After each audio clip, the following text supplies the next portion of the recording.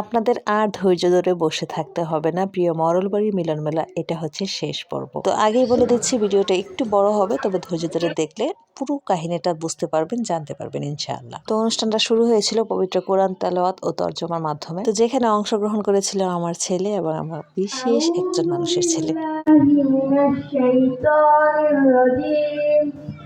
বিসমিল্লাহির রহমানির রহিম। শুরু করছি আল্লাহর নামে, যিনি পরম করুণাময় পরিদয়ালু।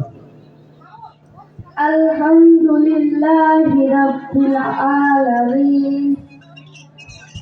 যাবতীয় প্রশংসা সকল আল্লাহ তাআলার, যিনি সৃষ্টি জগতের পালন কর্তা। আর-রহমানির রহিম। যিনি নিতান্ত মেহেরবান ও দয়ালু। মালিক ইয়াউমিদ্দিন। যিনি বিচার দিনের মালিক। ইয়্যাকা না'বুদু ওয়া ইয়্যাকা নাস্তাঈন। তো এই পর্যায়ে কিন্তু পুরোদমে অনুষ্ঠানটা শুরু হয়ে গিয়েছিল। ছোট থেকে বড়রা যারা যারা অনুষ্ঠানে অংশগ্রহণ করেছিল তাদের প্রতিযোগিতা শুরু হয়ে গেল। তো সবাই সবার টেবিলেই অবস্থান করছে। আমি আবার এই টাইমটাতে একটু লাইভে চলে এসেছিলাম, তাই অনেক গুরুত্বপূর্ণ কিছু কিছু জিনিস আমি নিতে পারিনি। তবে আমার লাইভটা সেভ করা আছে, যারা যারা দেখতে চান অবশ্যই লাইভটাতে জয়েন হতে পারেন। তো এই পর্যায়ে দেখেন ড্রোন দিয়ে কিন্তু সব কিছু পর্যবেক্ষণ করা হচ্ছে। হায়াতুল্লাহ মজুমদার আঙ্কেলকে এবং হায়াতুল্লাহ আঙ্কেলকে এবং মোহাম্মদ তানজির খালার প্রিন্স মামাকে ফুল দিয়ে বরণ করছে মাইশা এবং হুদা। সবাই একটু হাততালি দিন আমরা। তো এই পর্যায়ে আমাদের মরলবাড়ির কৃতি সন্তান মামাকে ফুল দিয়ে বরণ করা হলো। আর মামার মূল্যবান বক্তব্যগুলো শুনলে আপনারা অনেক কিছু শিখতে পারবেন। আমি বক্তৃতা দিতে পারি না, সবচেয়ে বড় কথা আমি যেটা করতে পারি এটা হচ্ছে একটু প্রেজেন্টেশন দিতে পারি। প্রেজেন্টেশন বলতে বুঝাচ্ছি যে আমরা এইখানে যে অনুষ্ঠানটা করছি, এই অনুষ্ঠানে আজকে যারা এই মরবাড়ির সবাই আসছেন সবাইকে আমি আর বিজয় দিবসের শুভেচ্ছা। এবং ঐতিহ্য হচ্ছে সুরখাই বাজারে যে স্কুলটা, এটাও প্রসিদ্ধ মরণবাড়ির আর কি লোকের দানে করা।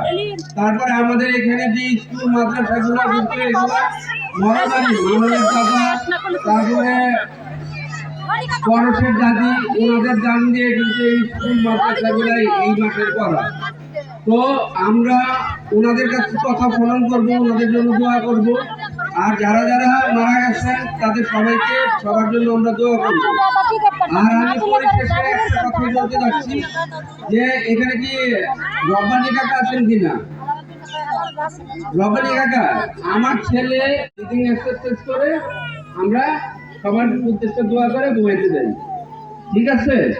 এই জিনিসগুলা আমরা শিখাইতে গিয়ে হঠাৎ করে দেখলাম যে আমরা আবার জিন ওরা চলে আসছে, কারণ ওনাদেরও দোষ ছিল, ওনারা বাড়ি ছেড়ে যেতে পারে নাই।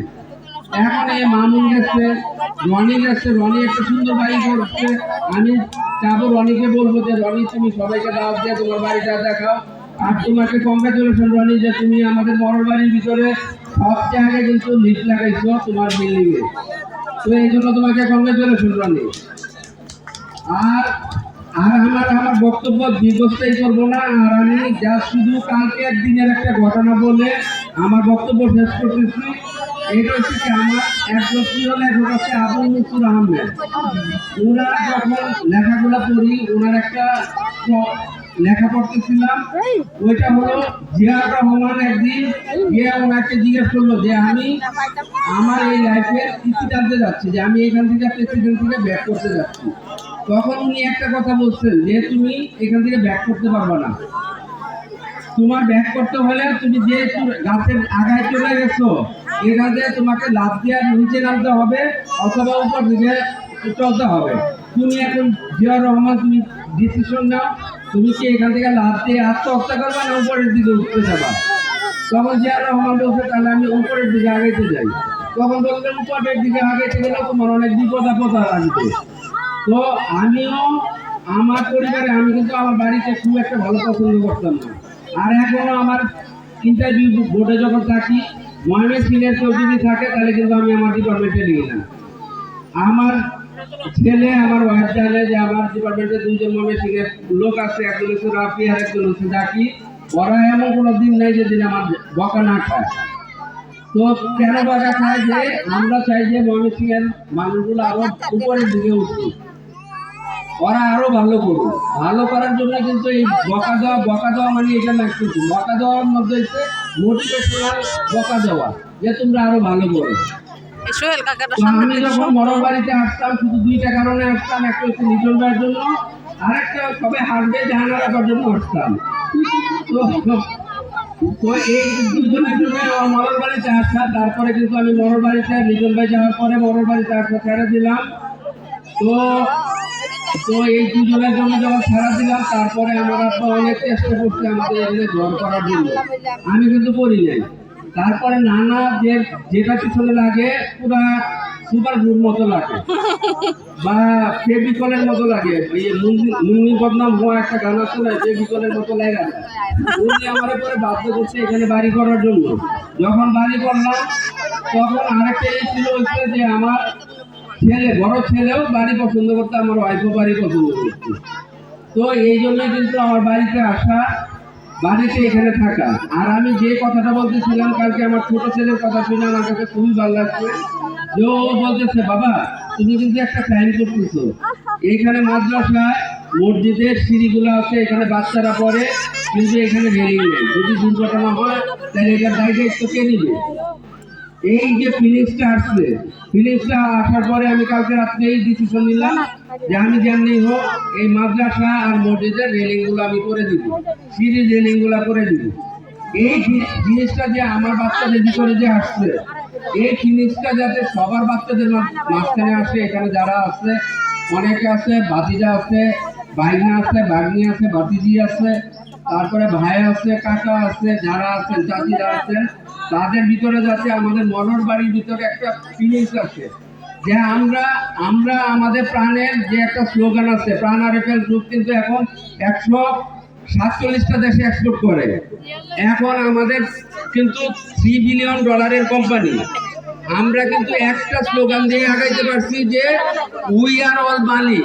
আমাদের মালিক আমাদেরকে একটা শিখাইছে যে আমজাদ খান চৌধুরী বা আহসান খান চৌধুরী মালিক না, আমি আমার এরিয়া যেটা আছে, যে এলাকায় ব্লক করি, আমার মালিক হচ্ছে আমি।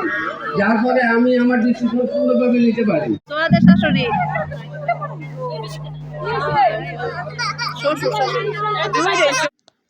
তো অনুষ্ঠানের এই পর্যায়ে একটি বিশাল আকারের কেক কাটা হলো। আর অনুষ্ঠানে যারা অংশগ্রহণ করেছিল এবং সামনে থাকা সকল ছোট ছোট বন্ধুদেরকে কেক খাওয়ানো হয়েছে। আর এই ছোট ছোট মুহূর্তগুলো অনুষ্ঠানকে আরো বেশি প্রাণবন্ত করে তুলেছে। আর ছোটদের কথা কি বলবো, ওদের তো বাদ ভাঙা আনন্দ। ওরা কেক পেয়ে কি যে খুশি, সেটা আসলে বলে বোঝানো যাবে না।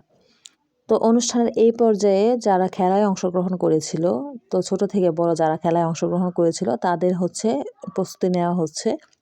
আর আমাদের মরলবাড়ির আদিপুরুষ যারা বর্তমানে বেঁচে নেই, তো ওনাদেরকে বিশেষভাবে সম্মাননা প্রদান করা হচ্ছে। আর তো ওনাদেরকে বিশেষ সম্মানার্থে ওনাদের উত্তরাধিকারদের হাতে বিশেষভাবে সম্মাননা পুরস্কার প্রদান করা হয়েছে।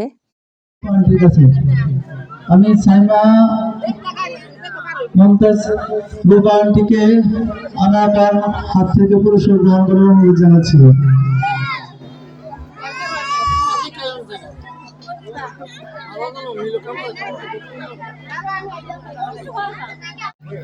আমরা কি সবাই হাত বাড়িতে নিয়ে যাবো? একটা হাত তালি দেবো না?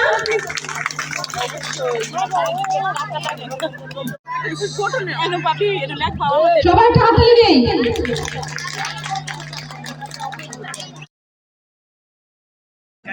প্রথমে ইতি ইসলাম